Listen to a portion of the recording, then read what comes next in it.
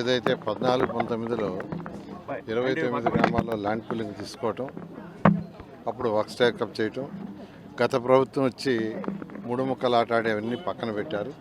అయితే మళ్ళీ ఈ ప్రభుత్వం వచ్చిన తర్వాత ఎటువంటి లీగల్ ఇష్యూస్ రాకుండా అవన్నీ సాల్వ్ చేసి ఎంతో వేగవంతంగా ఈరోజు వర్క్స్ జరుగుతున్నాయి. అనుకున్న ప్రకారం యాక్చువల్గా వర్క్స్ అన్నీ పూర్తవడం జరుగుతుంది. 2014-19లో అయితే ఎలక్షన్స్కి ముందు 1 year ముందే వర్క్ స్టాకప్ చేసింది. అందువల్ల అవన్నీ పూర్తి కాల. కానీ ఇప్పుడైతే యాక్చువల్గా అన్ని వర్క్స్ టోటల్గా స్టార్ట్ అయిపోయినాయి.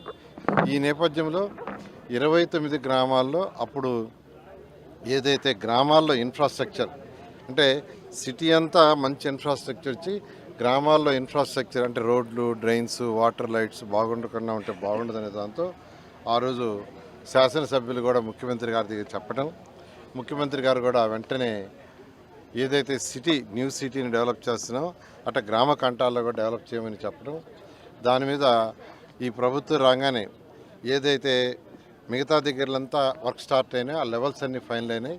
దాన్ని బేస్ చేసుకొని గ్రామాల్లో కూడా లెవెల్స్ అన్నీ తీసుకొని రోడ్డు, డ్రైన్స్, ఆ తర్వాత డ్రింకింగ్ వాటర్, లైట్స్, అదేవిధంగా కొన్ని కమ్యూనిటీ హాల్స్ కావచ్చు, అటువంటివి కూడా ఏదైనా చెరువులు ఉంటే వాటిలన్నింటినీ బ్యూటిఫికేషన్ చేయటం, ఇవన్నీ చేసే విషయానికి డిపిఆర్లు తయారు చేయించాం.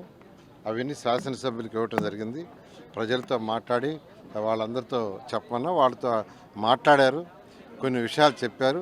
అయినప్పటికీ మళ్ళీ ఒకసారి గ్రామంలో మీటింగ్ పెట్టి మళ్ళీ ఏదైనా చెప్తే అవి కూడా చేస్తామని ఈరోజు డిస్కస్ చేయడం జరిగింది.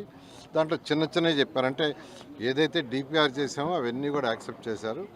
అడిషనల్గా టెంపరీగా లైట్స్ చేయమన్నారు, అవి కూడా ఇమీడియట్గా చేయమని ఆదేశించాం. ఈ విధంగా 29 గ్రామాల్లో local to global news at your fingertips. మీ చేతిలో ఒక ఆయుధం. Download raw TV app.